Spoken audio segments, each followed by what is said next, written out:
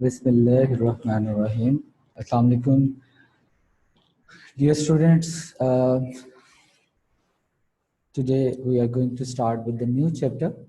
We have done with the last chapter, which was the marketing planning, sales forecast, new product development, and the research and development के कुछ topics जो हैं वो study किए गए थे. ग्लोबलाइजेशन आज का टॉपिक है. ग्लोबलाइजेशन बेसिकली बेस करता है इंटरनेशनल मार्केटिंग पे या इंटरनेशनल मार्केट पे.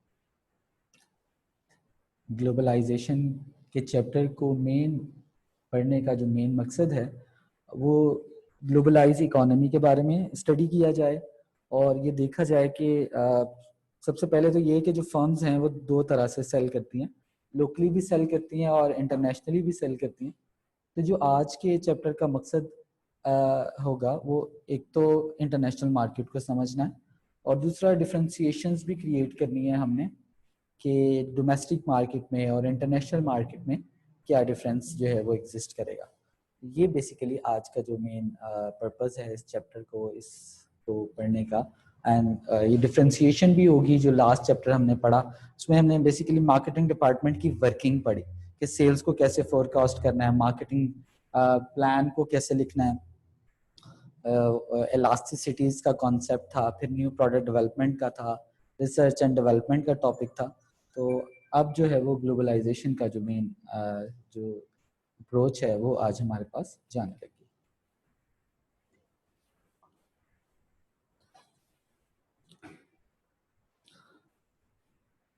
Introduction to the globalization. उसके बाद सबसे पहले हम टॉपिक नंबर 1 से स्टार्ट करते हैं. इस चैप्टर में सबसे पहले ये समझा जाता है, इस चैप्टर में सबसे पहले इस चीज़ को, इस डेफिनेशन को ये समझा जाएगा कि ये ग्लोबलाइजेशन का मेन क्या है डेफिनेशन. जो बिजनेस स्टडीज़ के अंदर इस डेफिनेशन को पढ़ाया जाता है, इसका मेन जो है वो पर्पस क्या है, क्या इसको कहा जाता है. बेसिकली ग्लोबलाइजेशन जो है तीन चीज़ों की मूवमेंट का नाम है मेरी नज़र में. ग्लोबलाइजेशन, ग्लोबल वर्ल्ड या ग्लोबल विलेज की टर्म्स भी अक्सर बच्चे जो हैं वो टीवी पे या मूवीज़ के अंदर जो है ये वर्ड्स बड़ा कॉमन है. ग्लोबल दुनिया पे ग्लोबल विलेज बन चुकी है. ग्लोबलाइजेशन जो है वो उसने बूस्टअप कर दिया बिजनेसेस को भी और प्रॉफिटेबिलिटीज़ को भी. ग्लोबलाइजेशन ने ये आपके लिए एक्सेसिबल बना दिया कि आप इंटरनेशनल मार्केट से गुड्स एंड सर्विसेज को बाय कर सकते हैं.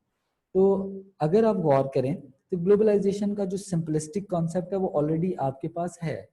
अभी अगर पाकिस्तान में अमेजोन नहीं है फिर भी आप अमेजोन को या ईबे को ज़रूर जानते हैं और उससे प्रोडक्ट को ख़रीदना चाहते हैं. जिस दिन वो पाकिस्तान में लॉन्च किया जाएगा तो आप लोग ज़रूर उससे बाय करेंगे. ये ग्लोबलाइजेशन को बेसिकली क्या है हमने पढ़ना है. So globalization basically क्या चीज़ है? It is the growing trend towards worldwide movement of product. तीन चीज़ों की मूवमेंट का नाम जो है मेरी नज़र में ग्लोबलाइजेशन है. एक चीज़ आपके पास गुड्स एंड सर्विसेज जिसको प्रोडक्ट का नाम दिया गया है. यहाँ पे प्रोडक्ट्स मूव करती हैं आपके मुल्क से दूसरे मुल्क में या दूसरे मुल्क से आपके मुल्क में मूव करती हैं. तो इसको ग्लोबलाइजेशन जो है वो, इसकी मूवमेंट को ग्लोबलाइजेशन में शामिल किया जाता है. प्रोडक्ट और आइडिया ये एक चीज कंसीडर की जाएंगी. उसके बाद मूवमेंट ऑफ कैपिटल. आजकल के जो पॉलिटिकल सिनेरियो है इसमें एक बड़ी कॉमन सी टर्म यूज होती है, offshore investments. Offshore, what is an offshore investment? Offshore investment ये है कि एक बंदा एक मुल्क में रहता है और उसकी इन्वेस्टमेंट किसी दूसरे मुल्क में है और that is called an offshore investment. तो कैपिटल की मूवमेंट भी चलती है. पाकिस्तान में रहने वाले लोग बाहर इन्वेस्ट करते हैं, बाहर रहने वाले लोग पाकिस्तान में इन्वेस्ट करते हैं. तो ये जो कैपिटल है ये मूव करता है. तो ग्लोबलाइजेशन इसको भी कहा जाता है ग्लोबलाइजेशन. इसके बाद थर्ड जो चीज़ मेरी नज़र में मैंने इसमें रखी है वो है लेबर, एम्प्लॉयज़. कई ऐसे लोग हैं जो पाकिस्तान से मूव करके दूसरे मुल्कों में गए हैं, लेबर वहाँ पे जॉब करते हैं. तो ये movement of labour from Pakistan to other countries. इस तरह बाहर के कुछ ऐसे इंजीनियर्स हैं या कुछ चाइनीज़ हैं जो पाकिस्तान में आके जॉब करते हैं, कुछ ऐसे डॉक्टर्स हैं. तो ये भी globalization, movement from other countries to your country. तो ये तीन चीज़ों की मूवमेंट का नाम. अगर एग्जाम या अगर आप नॉलेज लिखना चाहते हैं एग्जाम में, डेफिनेशन अगर आपको आती है, जैसे वर्कशीट में मैंने फर्स्ट डेफिनेशन ऐड की है, what is meant by the globalization, तो आप सिंपलिस्टिक लिख सकते हैं कि 3 चीज़ों की मूवमेंट का नाम जो है वो ग्लोबलाइजेशन है। उसमें आप एप्लीकेशन में प्रोडक्ट की एग्जांपल दे दें कि जो कार्ड्स हैं वो मूव करती हैं, कैपिटल की एग्जांपल दे दें और लेबर की एग्जांपल जो हैं वो दी जा सकती है। सो फर्स्ट ऑफ ऑल जो आज हमने चीज़ जो है वो क्लियर अप की है वो है ग्लोबलाइजेशन। अब जो हमारा नेक्स्ट टॉपिक होगा वो ये होगा कि हम उन चीज़ों को कंसिडर करें जो ग्लोबलाइजेशन आज के ज़माने में कहा जाता है कि ग्लोबलाइजेशन ग्रो करके। अब हमारा नेक्स्ट ये टॉपिक होना चाहिए कि अब हम उन चीज़ों को पढ़ें जो ग्लोबलाइजेशन के कॉन्सेप्ट को जिन्होंने ग्रो किया या ग्रो करवाने में उन्होंने क्या किया, हेल्प किया, supportive.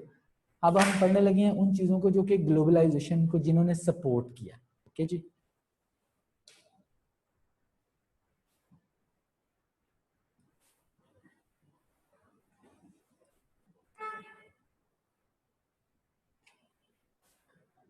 So right after the globalization, definition of globalization, just now the next slide is related with the supportive features. वो फीचर जिन्होंने ग्लोबलाइजेशन को सपोर्ट किया और आज दुनिया में ग्लोबलाइजेशन को ग्रो करवाने में जो है वो हेल्प की है कुछ चीज़ों ने, जिनमें तकरीबन 5 फैक्टर्स जो हैं वो लिखे गए हैं।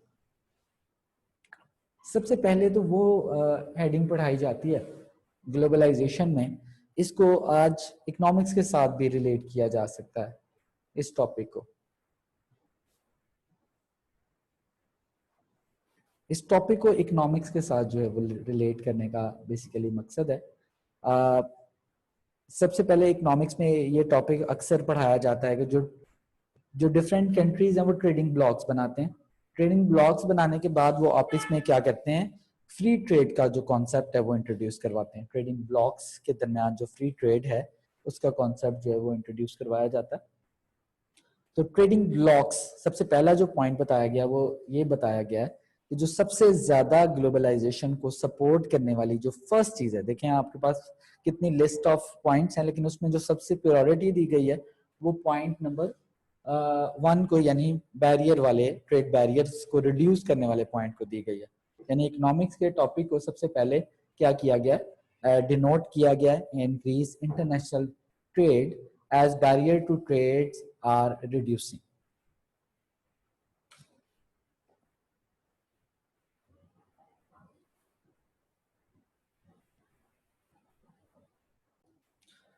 So जो सबसे पहले जो पॉइंट नंबर 1 डिस्कस किया गया वो बताया गया कि जो इंटरनेशनल, क्योंकि ट्रेडिंग ब्लॉक्स लोग बन रहे हैं, ट्रेडिंग ब्लॉक्स की वजह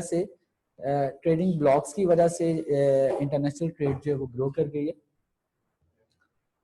इंटरनेशनल ट्रेड जो है वो ट्रेडिंग ब्लॉक्स की वजह से क्योंकि ग्रो कर गई है, इस वजह से गुड्स एंड सर्विसेज को जो डिलीवर करना है, ट्रेडिंग ब्लॉक्स का मेन मकसद या मेन पर्पस ये होता है कि इसमें टैक्सेशन को, या जो फ्री ट्रेड ब्लॉक्स बेसिकली इनको बोला जाता है, जिसमें कोटा या ट्रेड टैरिफ्स को इम्पोज नहीं किया जाता, जिसकी वजह से ये फर्स्ट पॉइंट पढ़ाया जाता है, जिसकी वजह से इंटरनेशनल ट्रेड जो है वो ग्रो करती नजर आ रही है और ग्लोबलाइजेशन को सपोर्ट करने वाला ये सबसे बड़ा पॉइंट माना जाता है।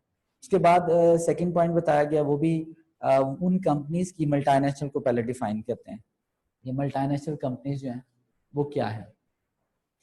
Multinational companies basically are those companies in which the head office of that particular company in one country and the production operation, assembly branches, factories, outlets, production plants in more than one country.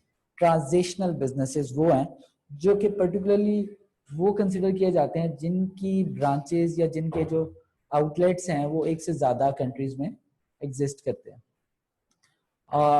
ये multinational की, तो multinational की example इसलिए दी गई है क्योंकि multinational क्या करती हैं कि एक मुल्क में पैदा होती हैं और फिर दूसरे मुल्कों में क्या कर जाती हैं, फैल जाती हैं और अपनी गुड्स एंड सर्विसेज को जो है वो सेल आउट करती हैं, जिसकी वजह से ये ग्लोबलाइजेशन को सपोर्ट करने के बायस बनती है। इसकी पर्टिकुलरली एग्जांपल मैं आपके सामने रखता हूँ। पर्टिकुलरली एग्जांपल सिंपल इसकी ये है, बिल्कुल ईजी। जैसे आप देखते हैं कि आप पाकिस्तान में बैठ के मैकडोनल्ड का बर्गर जो है वो खा रहे हैं, इसका मतलब है आप एक ग्लोबलाइज प्रोडक्ट या KFC की प्रोडक्ट को आप यूज कर रहे हैं, तो आप एक ग्लोबलाइज प्रोडक्ट को खा रहे हैं, उसको आप इंजॉय कर रहे हैं। That is the main. कितनी आसान सी एग्जांपल आपके सामने रखे। आप पाकिस्तान में बैठ के मल्टीनेशनल्स के क्लोथ्स को यूज कर रहे हैं, आप पाकिस्तान में बैठ के मल्टीनेशनल्स की प्रोडक्ट की जो कार्ड्स हैं वो उनको यूज करें। तो ये किसने पॉसिबल बनाया ये सारी चीजें आपके लिए, ये सारा पॉसिबल बनाया ग्लोबलाइजेशन ने आपके लिए ये पॉसिबल बनाया।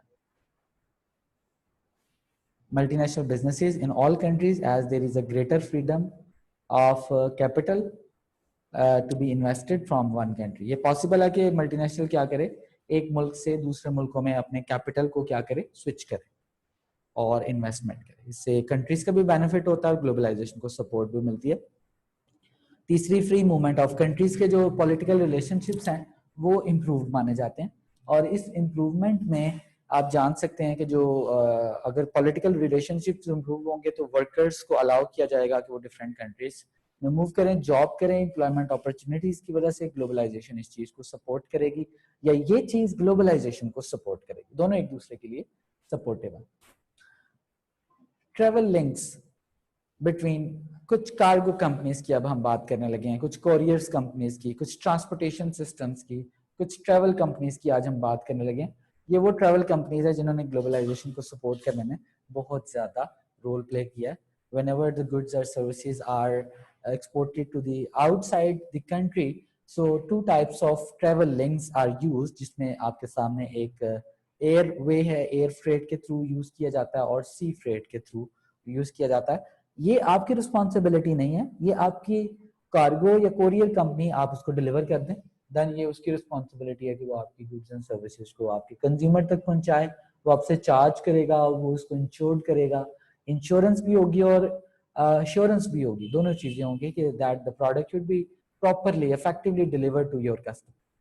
ग्लोबलाइजेशन ने देखें कितना सपोर्ट किया है, आपको मसला ही नहीं है कि आप अपनी गुड्स एंड सर्विसेज को क्या करें, अपनी कंज्यूमर तक out of the country, out of the way जो है वो पहुंचाएं। और एक चीज जो कि कल्चरल वैल्यूज हैं और जो सोसाइटी है, मिक्स कल्चर की आज हम बात करते हैं। मिक्स कल्चर की बात मतलब ये है कि आप अगर एक कंट्री में रहते हैं तो उसमें कुछ दूसरे कल्चर्स की क्लोथिंग या फूड स्टफ को बाय किया जाता है। अगर आप जंक फूड की बात करें तो क्या ये हमारा कल्चर है? अगर आप जंक फूड की बात करें तो ये हमारा जो कल्चर है ये नहीं है। हम तो पाकिस्तान में एशियन फूड को बाय करते हैं, ये यूरोपियन कल्चर है जो कि हमारे कंट्री में आया और इस यूरोपियन कल्चर को हम यूज करते हैं। ऑब्वियसली हम इस फूड को यूज करते हैं, हम इसको खाते हैं, लेकिन इन दोनों चीजों ने फिर एक दूसरे को सपोर्ट किया। हम उस फूड को यूज करते हैं, ग्लोबलाइजेशन को सपोर्ट करते हैं। अगर हम बर्गर खाते हैं, जंक फूड को खाते हैं, तो आप समझ लें कि आप क्या करते हैं, आप ग्लोबलाइजेशन को सपोर्ट करते हैं, आप ग्लोबलाइजेशन को पे कर रहे हैं बेसिकली। अगर आप लोकल पंजाबी डिशेस खा लें आप, तो वो भी ठीक है, वो आपके कल्चर का एक हिस्सा है, तो ग्लोबलाइजेशन को सपोर्ट नहीं होगी। लेकिन ग्लोबलाइजेशन को सपोर्ट उस वक्त होगी जब आप फॉरेन प्रोडक्ट्स को यूज करेंगे। तो दोबारा से एक दफा बताया जाता है कि इंटरनेशनल ट्रेड जो है वो बैरियर्स को रिड्यूस करने की वजह से सपोर्ट बने। मल्टीनेशनल कंपनीज जो हैं वो आपके मुल्क में आई, उन्होंने बैरियर्स को रिड्यूस किया, उन्होंने इन्वेस्टमेंट की, जिसकी वजह से आप ग्लोबलाइजेशन आपकी जो है वो ग्रो कर गई। फ्री मूवमेंट ऑफ एम्प्लॉइज ने ग्लोबलाइजेशन को सपोर्ट किया, ट्रेवल लिंक्स ने ग्लोबलाइजेशन को सपोर्ट किया, एयर सिस्टम्स ने और कार्गो कंपनीज ने ग्लोबलाइजेशन को सपोर्ट किया, और कल्चरल वैल्यूज की जो मिक्सिंग है इसने जो है वो ग्लोबलाइजेशन को जो सपोर्ट करने में हेल्प किया। एक्चुअली ये जो स्लाइड है ये भी लास्ट टॉपिक ही है, इसमें कुछ टर्म्स बेसिकली दी गई हैं जो क्लियर करने के लिए कि जो अभी आपने रिसेंटली पॉइंट बताए हैं इनको यार क्लियर करें। तो वो कुछ टर्म्स जो हैं वो आपके सामने रखी गई हैं। मल्टीनेशनल की मैंने अभी आपके सामने रखी थी, that have head office in one country है, production operation assembly systems, production plants, outlets, selling outlets, production outlets in more than one country। Rule ये है कि एक से ज्यादा मुल्कों में प्रोड्यूस करे तो ये मल्टीनेशनल बन सकती है। हम देखते हैं कि जापान की कई कंपनीज हैं जो हेड ऑफिस वहां पे रखे हैं, या थाईलैंड, मलेशिया, चाइना में अपनी क्या करती हैं, प्रोडक्शन करती हैं। तो ये ट्रू फॉर्म है। नेस्ले ट्रू फॉर्म है, आपके मुल्क में आती है, आपके मुल्क से ही फ्रूट्स लेती है, जूस बनाती है और आपको पिलाती है और पैसा कमाती है। ये ट्रू एग्जाम्पल है। ये नेस्ले जो है ये आपके कंट्री की एग्जाम्पल, जो आपकी कंट्री की प्रोडक्ट नहीं है, इंटरनेशनल प्रोडक्ट आप उसको कह सकते हैं। फ्री इंटरनेशनल ट्रेड जो है वो आपके सामने आई है। फ्री इंटरनेशनल ट्रेड जानते हैं कि जो प्रोटेक्शनिस्ट बैरियर्स हैं उनको रिड्यूस किया जाए with the help of improved relationship between different political countries. जितने अच्छे रिलेशनशिप्स होंगे, जितने अच्छे ट्रेडिंग ब्लॉक्स को डेवलप किया जाएगा, इंटरनेशनल ट्रेड जो है वो बढ़ेगी। इंटरनेशनल ट्रेड और ग्लोबलाइजेशन को क्या हम लिंक कर सकते हैं? अगर आप गौर करें तो इंटरनेशनल ट्रेड और ग्लोबलाइजेशन तो एक ही चीज के दो नाम अगर आप देखते हैं। प्रोटेक्शनिस्ट इकोनॉमीज वो होती हैं जो अपनी डोमेस्टिक मार्केट को प्रोटेक्ट करती हैं, और इंटरनेशनल ट्रेड को जो है वो नहीं सपोर्ट करती। टैरिफ लगाती हैं, टैक्सेस लगाती हैं, कोटाज लगाती हैं ताकि इंटरनेशनल ट्रेड को रेस्ट्रिक्ट किया जाए। टैरिफ वो टैक्स है जो इम्पोर्टेड प्रोडक्ट, आप लोकल गाड़ी लें और आप इम्पोर्टेड गाड़ी बाय करें तो जो इम्पोर्टेड गाड़ी है उस पर एक सर्टेन अमाउंट ऑफ टैरिफ। ये इसलिए क्योंकि पाकिस्तान एक डेवलपिंग कंट्री है, इसको अपने बैलेंस ऑफ पेमेंट को इम्प्रूव करना है, तो टैक्स लगा के आपको मना नहीं किया जाता कि आप इम्पोर्टेड गाड़ी ना बाय करें, आपको डिस्करेज किया जाता है। टैरिफ लगा के टैक्सेस बहुत हाई कर दिए जाते हैं ताकि आप लोकल मैन्युफैक्चर्ड प्रोडक्ट्स जो हैं वो उनको बाय करें। कोटा भी इसलिए लगाया जाता है ताकि आप अगर कोई एक इंपोर्टर है वो इंपोर्ट करता है प्रोडक्ट्स को, तो एक सर्टेन क्वांटिटी वो इंपोर्ट करे, उससे ज्यादा ना करे। ये दोनों पॉइंट जो है ये इसीलिए बनाए गए हैं कि ताकि आपका बैलेंस ऑफ पेमेंट जो है वो बेहतर से बेहतर हो सके। Balance of payment deficit economics की नजर में आप जानते हैं कि वो बिल्कुल भी अच्छा नहीं है। जब इंपोर्ट्स बढ़ जाती हैं किसी कंट्री की और एक्सपोर्ट्स कम हो जाती हैं तो बैलेंस ऑफ पेमेंट आपका डेफिसिट में चला जाता है, जिसको कवर अप करना बहुत मुश्किल होता है। इसीलिए टैरिफ कोटास को इसको पॉजिटिवली हमने देख लिया और नेगेटिवली भी देख लिया।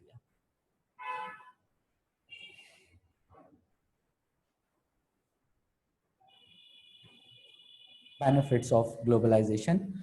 Globalization creates an opportunity to sell the goods and services to all over the world, other than your domestic markets. आपकी लोकल मार्केट से बाहर जाएं और गुड्स एंड सर्विसेज को सेल करें। और कंपटीशन इससे बढ़ेगा। हाँ जी, कंपटीशन बढ़ेगा, तो ये तो ड्रॉबैक होगा अगर कंपटीशन बढ़ेगा। नहीं, अगर कंपटीशन बढ़ता है तो कंपटीशन का बढ़ना आपके लिए बेनिफिशियल भी हो सकता है, क्योंकि कंज्यूमर जो है वो अवेयरनेस बढ़ेगी, कंज्यूमर्स प्रोडक्ट को खरीदना चाहेंगे, आपके बारे में दुनिया को पता चलेगा। आप एक्सपोज या एग्जीबिशंस को विजिट करते हैं, अपनी मार्केटिंग करते हैं, आप अपनी वेबसाइट्स बनाते हैं, तो इस कंपटीशन में आप शामिल हो सकते हैं। ये आपको प्रोवाइड करता है एक incentives to become internationally competitive. आप वो गुड्स बनाएं जो कि इंटरनेशनली कंपैटिटिव जो हैं वो आपको देखने को मिले इंटरनेशनल। इसके लिए ये एक लिहाज से जो इसका एक ड्रॉबैक है वो भी मैं आपको बताता हूँ। बेनिफिट तो आपके सामने है कि इंसेंटिव, आपकी सेल बढ़ेगी, आप कंपटीशन में शामिल हो जाएंगे। और ड्रॉबैक ये है कि जाहिर है इंटरनेशनल कंपटीशन में एंटर होने के लिए आपको स्टैंडर्ड्स को, अपनी क्वालिटी को, अपनी कॉस्ट को, सब कुछ को मैनेज करना पड़ेगा। अगर आप लोकल सेल कर रहे हैं, लोकल कंपटीशन है, तो वो इतना आपके लिए प्रॉब्लमेटिक चैलेंजिंग नहीं है। लेकिन अगर आप इंटरनेशनल कंपटीशन में बैठे हैं तो याद रखें कि ये बहुत ज्यादा आपके लिए चैलेंजिंग होगा। The third benefit goes to the consumers particularly, sorry, the third benefit goes to the businesses particular. Location का जो बेनिफिट है, there is a wider choice of goods and services. मैं ये भी कह सकता था, मुझे लगा कि ये पॉइंट है। प्रोडक्ट का अगर आप बात करते हैं तो wider choice of product available through globalization, तो कंज्यूमर का भी बेनिफिट। यहाँ पे अगर बात करें वाइडर चॉइस ऑफ लोकेशन, तो ये पर्टिकुलर बिजनेस का भी बेनिफिट है। वो फर्म्स जो क्या करती हैं, जो उन कंट्रीज में जहाँ पे कॉस्ट थोड़ी उनके लिए हाई है, तो वो क्या करती हैं कि वो उन कंट्रीज में मूव कर जाती हैं जहाँ पे उनको कॉस्ट का बेनिफिट जो है वो नजर आए, लो कॉस्ट कंट्री। इसलिए इसकी सबसे कॉमन एग्जांपल ज्यादातर जो टीचर्स ऐड करते हैं वो चाइना की एग्जांपल ऐड करते हैं कि जितनी भी टॉप इकोनॉमीज हैं वो अपने प्रोडक्शंस को चाइना में क्यों शिफ्ट कर देती हैं और अपनी प्रोडक्शन जो है वो वहां से करवाती हैं। वजह low cost, availability of labour, availability of suitable location, availability of resources, availability of raw material, availability of government incentives. अगर ये बात करें तो जो डेवलपिंग इकोनॉमीज है उनको अपने आप को डेवलप करना है, वो ये सारे इंसेंटिव्स देना जो है वो आपको पसंद करें। तो ये तीन बेनिफिट जो हैं वो आपके सामने रखे गए हैं ग्लोबलाइजेशन के। The opportunity to set up production operation in those countries which offer the low cost operations. और ऑब्वियसली जब ऐसा भी किया जाएगा, अगर लोकेशन एक से ज्यादा भी चूज की जाएगी तो ऑटोमेटिकली जो फर्म है वो मल्टीनेशनल में आपको शिफ्ट होती नजर आएगी, कन्वर्ट होती नजर आएगी। उसके बाद जो नेक्स्ट यूज किया जाएगा इसका ड्रॉबैक। बेनिफिट को एक दफा दोबारा से स्टडी करते हैं कि आप देख रहे हैं कि कंज्यूमर के लिए अपॉर्चुनिटी है, सेल आपके लिए अपॉर्चुनिटी है, कंज्यूमर के लिए भी चॉइस है और आपके लिए भी अपॉर्चुनिटी है कि आप गुड्स एंड सर्विसेज को अनसैचुरेटेड मार्केट्स में सेल कर सकते हैं। अनसैचुरेटेड मतलब वो मार्केट्स जो जिनमें अभी उस प्रोडक्ट का इतना स्कोप नहीं है, आप उनको जरा ढूंढें, तलाश करें मार्केट रिसर्च से और देखिए कि कोई ऐसी मार्केट है जो कि आपके लिए थोड़ी अनसैचुरेटेड सी है। आप उन गुड्स एंड सर्विसेज को क्या कर सकते हैं, उन मार्केट्स में सेल आउट कर सकते हैं और कंपटीशन का इंक्रीज आपको नजर आएगा और वाइडर चॉइस ऑफ लोकेशन का बेनिफिट आपको नजर आएगा। And come to the drawback. Obviously जब ग्लोबल कोई भी चीज़ जो है जब बेनिफिट के तौर पे पढ़ाई जाती है तो उसको एक ड्रॉबैक के तौर पे भी डिस्कस किया जा सकता है। लेकिन ये भी देखा जाएगा कि आज की करंट सिनेरियो में क्या वाकई ये ड्रॉबैक्स के तौर पे एग्जिस्ट करेंगे। समटाइम्स कोई चीज़ आपके सिलेबस में तो ऐड की जाती है, इसको हम पढ़ लेते हैं। समटाइम्स वो एप्लीकेबल मार्केट में करंटली एप्लीकेबल है या नहीं। बिजनेस स्टडीज का एक बड़ा अच्छा बिहेवियर है ये जो सब्जेक्ट आप पढ़ रहे हैं कि समटाइम्स मार्केट में अगर कोई चीज़ एप्लीकेबल नहीं है, जैसे फ्री मार्केट या कमांड इकोनॉमी नहीं है, तो उसको सिलेबस से रिड्यूस भी कर देती है।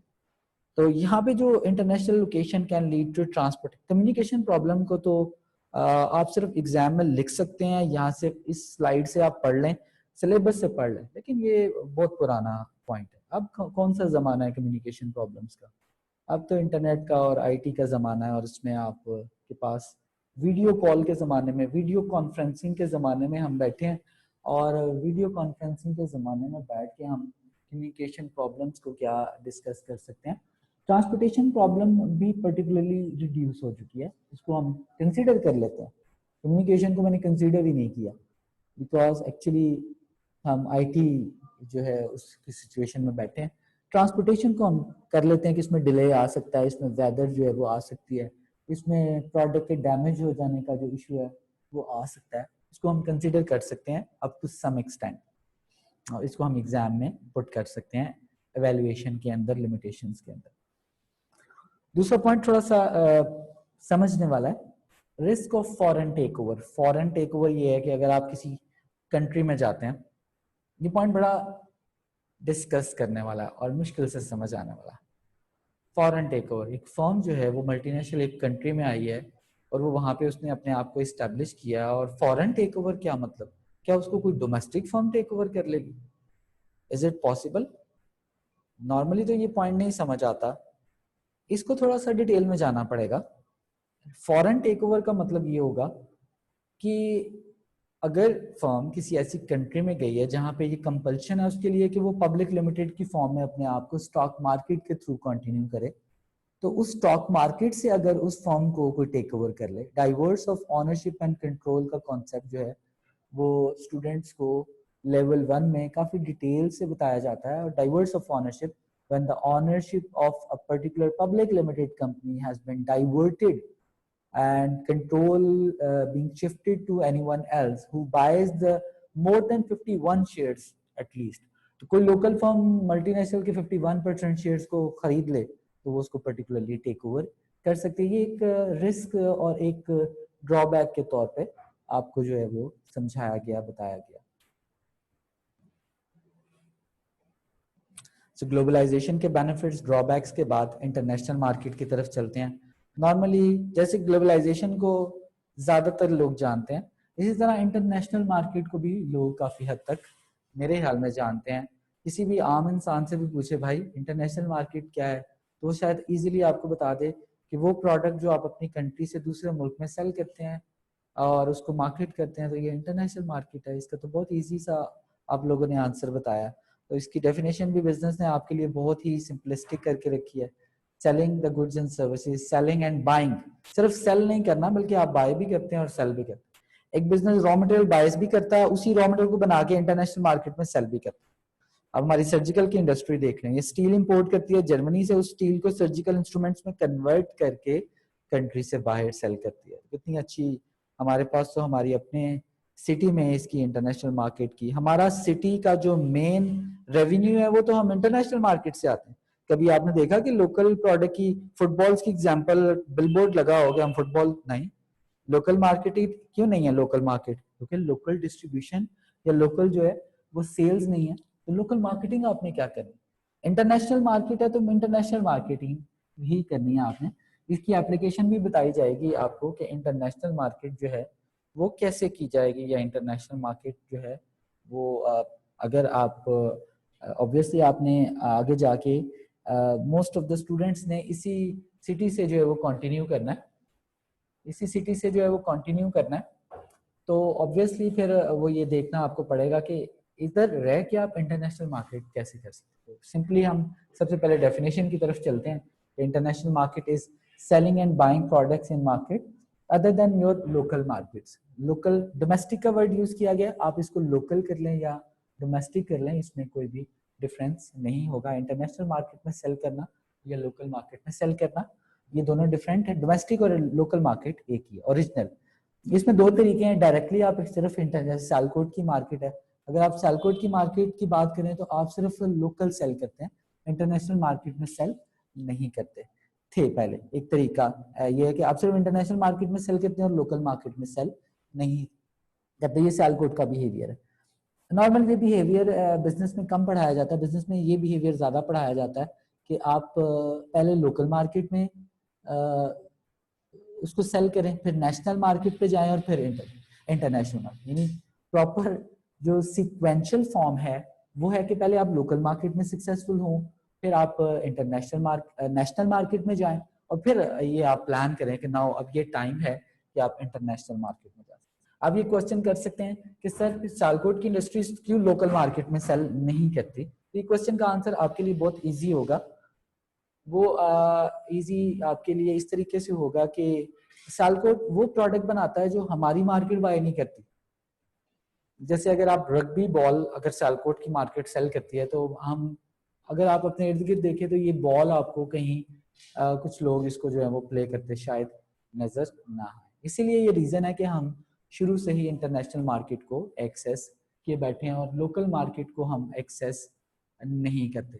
और नॉर्मल बिहेवियर भी मैंने आपको सामने रखा है। नॉर्मल बिहेवियर ये है कि लोकल मार्केट से आप नेशनल में जाएं और नेशनल से फिर आप इंटरनेशनल में मार्केट में जा सकते हैं। This is all about the current topic. आज हमने दो चीजों को डिस्कस किया। इंटरनेशनल मार्केट फर्दर अभी हमारा चलेगा, लेकिन अभी हम इसको होल्ड करते हैं। आज हमारा मेन मकसद जो था, ऑब्जेक्टिव था, वो ग्लोबलाइजेशन के बारे में हमने पढ़ा। ग्लोबलाइजेशन क्या है और वो कौन सी चीजें हैं जिन्होंने ग्लोबलाइजेशन के कॉन्सेप्ट को सपोर्ट किया है, और उसके बाद ग्लोबलाइजेशन से ही रिलेटेड हमने इंटरनेशनल मार्केटिंग को स्टडी किया, और इंटरनेशनल मार्केट और डोमेस्टिक मार्केट का जो डिफरेंस है वो आज हमने देखा है कि इन दोनों में क्या डिफरेंस है। You people can ask the questions in the next session. Allah Hafiz.